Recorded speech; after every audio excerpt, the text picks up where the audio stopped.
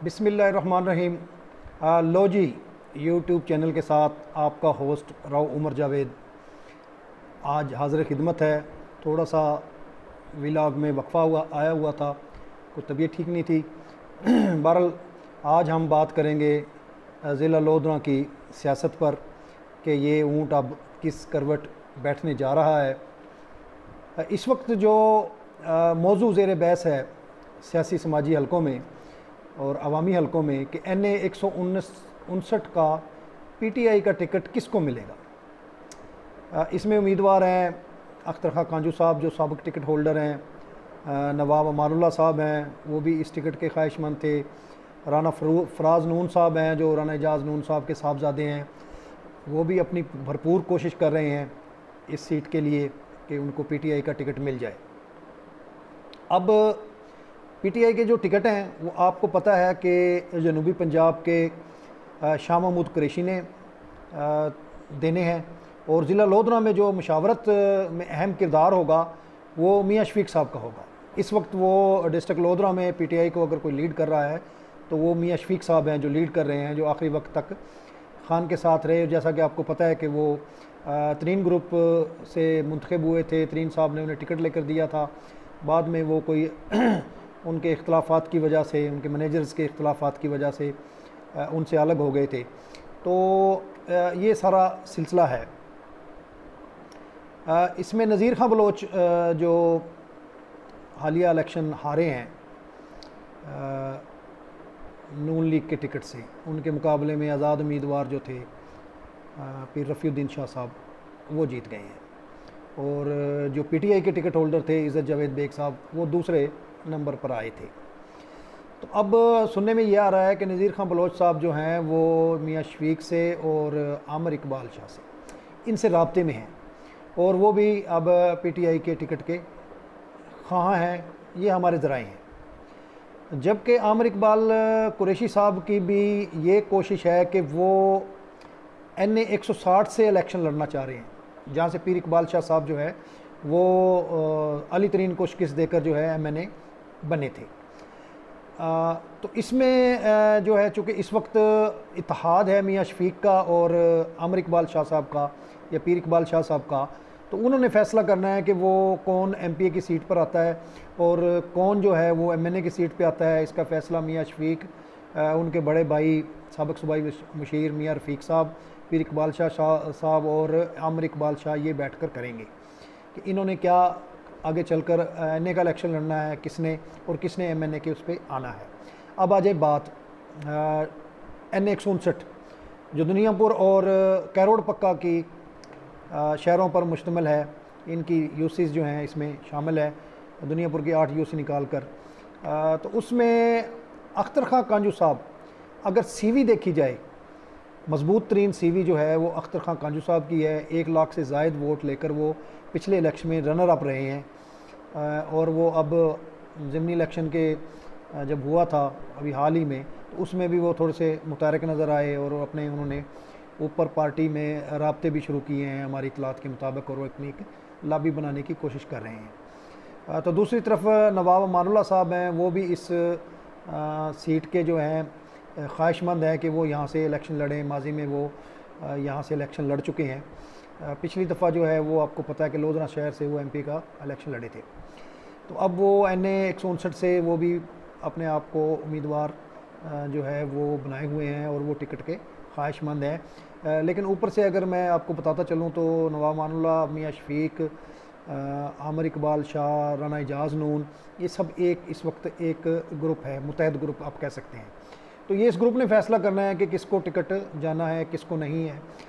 अलबत्ता इसमें अख्तर खां कांजू साहब जो हैं वो इस ग्रुप में, उनके इस इत्तेहाद में शामिल नहीं है कि वो ख़ुद इस टिकट के ख्वाहिशमंद हैं। अगर ये टिकट, ये बात आप जहन नशीन कर लें, अख्तर कांजू को नहीं मिलती, अख्तर खां कांजू साहब को, तो वो पक्की बात है कि वो कांजू ग्रुप से होंगे, कांजू ग्रुप की हिमायत करेंगे, अब्दुर्रहमान कांजू की हिमायत करेंगे। वो इसमें कोई दूसरी राय नहीं है।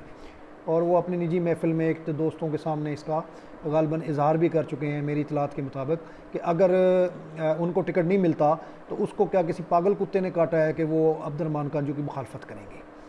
ठीक है जी। उधर से अब्दुर्रहमान कांजू साहब जो हैं वो अख्तर खां कांजू साहब को अपने साथ मिलाने में उन्हें कोई एतराज़ नहीं है, लेकिन वो उनको कोई ओहदा देने में और उनको उनकी क़यादत कबूल करने में ताहाल वो भी तैयार नहीं हो रहे। लेकिन उनके जो ख़ानदान है वो अब इस बात पे ये ज़ेर बहस है उनमें कि किसी तरह भी जो है वो कांजू ख़ानदान को नेक्स्ट इलेक्शन में जो है वो इकट्ठे होना चाहिए ताकि मुकाबला किया जा सके। अगर वो इस तरह मुंतशिर रहे तो पीटीआई जो है ये नशिस्त हासिल करने में कामयाब हो सकती है। कांजू साहब के पीटीआई से राब्तों की ख़बरें भी हैं, लेकिन मेरे ख़्याल में नहीं कि वो नून लीग का ये ओहदा छोड़ेंगे और शरीफ फैमिली के इतने करीब जाकर वो ये कोई रिस्क ले सकेंगे। अलबत्ता कहा यह जा रहा है कि अगर पीपल्स पार्टी का कोई सीन बना तो अब्दुर्रहमान खान साहब जो हैं वो पीपल्स पार्टी में तो जा सकते हैं, लेकिन पीटीआई में बहुत मुश्किल चांस है उनका कि वो नून लीग को छोड़कर पीटीआई में जाएं। चलें जी, अब देखते हैं कि पीपी 225 अड्डा ज़ख़ीरा, धनोट और ये जो बलोचों की चौकियां हैं इन पे मुश्तमिल 225 जो है वो सूबाई हल्का है, जहाँ से इस वक्त पीर जहांगीर सुल्तान भुट्टा साहब नून लीग के जो हैं वो मुंतखब हुए थे। पिछले इलेक्शन में ताहिर खां मल्लेज़ई चंद 100 वोटों से जो है वो हार गए थे। इस दफ़ा ताहिर खां मल्लेज़ई साहब की भी पूरी कोशिश है कि दोबारा उनको पीटीआई का टिकट मिले। उस तरफ से उनके जो करीबी अजीज़ हैं नवाब हयातुल्ला तरीन साहब वो सर धड़ की बाजी लगाए हुए हैं कि उसका पीपी 225 से उसके बेटे को कम से कम ये टिकट मिल जाए।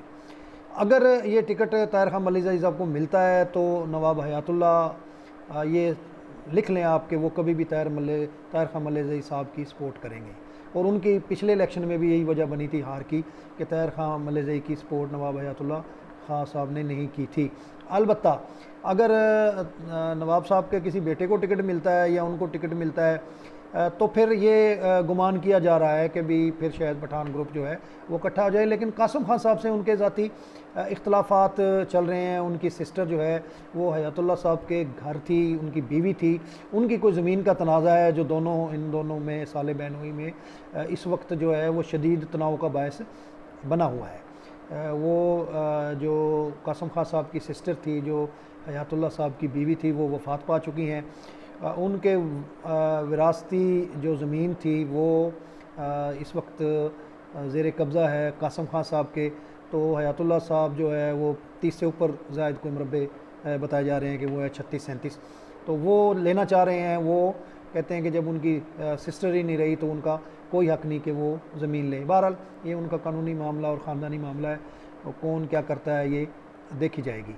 तो अगर राना एजाज़ नून साहब, मियाँ शफीक साहब नवाब अमानुल्लाह साहब को इस बात पर राज़ी कर लेते हैं कि वो लोधना से इलेक्शन लड़ लें जहाँ से पिछला इलेक्शन लड़े हैं, और जो करोड़ पक्का की सीट है जहाँ से फराज नून साहब ने इलेक्शन लड़ा था सूबाई हल्के से, तो वहाँ से वो नवाब रज़ी को जो है वो ले आएँ, तो वो दोनों जो नवाब ख़ानदान जो है उन दोनों को वो दो सूबाई टिकटें दे दी जाएँ, और वो कौमी असम्बली के हल्के से टिकट की उम्मीदवारी से जो है वो दस्तबरदार हो जाएँ।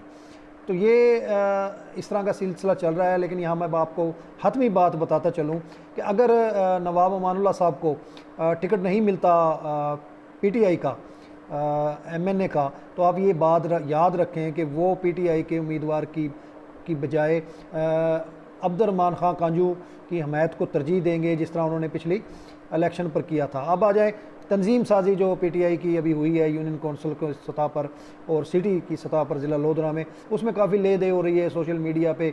जिन कारकुनों को नहीं मिले वो उनका पूरा ये एक इसराफ पाया जाता है उनमें, और शदीद रद्द-ए-अमल है और तहफ़्फ़ुज़ात हैं नामज़दगियों पर, जिनमें उनके ये शिकायत है कि वो मुखलिस जो कारकुन है नज़रियाती, उनको नज़रअंदाज करके अपनी पसंद नापसंद का जो है वो चक्कर चलाया गया है। तो ये एक सिलसिला अपनी तरफ ही आगे चल के इसका क्या बनता है देखे जाएंगे। तरीन साहब के बारे में मुख्तलिफ हुए हैं कि वो इमरान खान साहब से सुलह करने जा रहे हैं और कोई अपनी नई पार्टी बनाने जा रहे हैं। तो ये मेरे ज़राए के मुताबिक ये है कि अभी तक इलेक्शन जब तक अनाउंस नहीं होता, आम इंतखाबात जो हैं उनकी तारीखों का ऐलान नहीं किया जाता, तो तरीन साहब जो है वो खामोश रहो और तमाशा देखो की पॉलिसी पर अमल पैरा रहेंगे। और वो अपने जो करीबी रिश्तेदार हैं अहमद महमूद तो जो बिरादर निस्बती हैं उनके उनमें भी जो है उनसे वो उनका इलाक़ हो जाए और पीपल्स पार्टी की तरफ भी जा सकते हैं, अपनी पार्टी भी कोई बना सकते हैं। लेकिन अभी ये महज बातें हैं, अंदाज़े हैं, लेकिन इसका फ़ैसला जो है वो उसमें बाद ही होगा कि वो जो जाएगी। फ़िलहाल मेरे नज़रिए के मुताबिक मुल्की सतह पर अगर देखा जाए तो आम इंतखाबात के इम्कानात कम हैं, क्योंकि मुल्क मुश्किलात में है। सैलाब की वजह से 43% हिस्सा जो है हमारे मुल्क का वो सैलाब में डूबा हुआ है। इंफ्रास्ट्रक्चर जो है बुरी तरह जो है इन इलाकों में तबाह हो चुका है। ऐसे में इलेक्शन फ़िलहाल 3-4 माह तक होना मुश्किल दिखाई दे रहे हैं। बहरहाल ये जो हुकूमत है PDM की, इसके लिए भी इक़्तिदार जो है वो गले की हड्डी बना हुआ है, ना उनसे उगली जा रही है, निगली जा रही है, ना उनसे मईशत संभाली जा रही है, ना महंगाई कंट्रोल हो रही है। इसी तरह जो है इमरान खान साहब भी जो है इस्टेब्लिशमेंट, मुक़तदर क़ुव्वतें और दीगर जो क़ुव्वतें उनको इक़्तिदार में नहीं देखना चाहती, उनके लिए दर्द सर बने हुए हैं। उनके जो जलसे हैं उनमें बहुत ज़्यादा देखी जा रही है, गहमा गहमी देखी जा रही है, लोग भरपूर तरीके से शिरकत कर रहे हैं। तो देखते हैं आगे चल के क्या होता है। अगले वीलॉग तक आपसे इजाज़त चाहेंगे, लेकिन उससे पहले गुजारिश है कि मेरा YouTube चैनल लाइक करें, पोस्ट को शेयर करें और जो बेल का ऑप्शन है दबाने का, ताकि वीडियो आपको मिलती रहे, उसको भी आप प्लीज़ प्रेस करें। और तब तक के लिए इजाज़त दीजिए। अल्लाह हाफ़िज़। पाकिस्तान ज़िंदाबाद।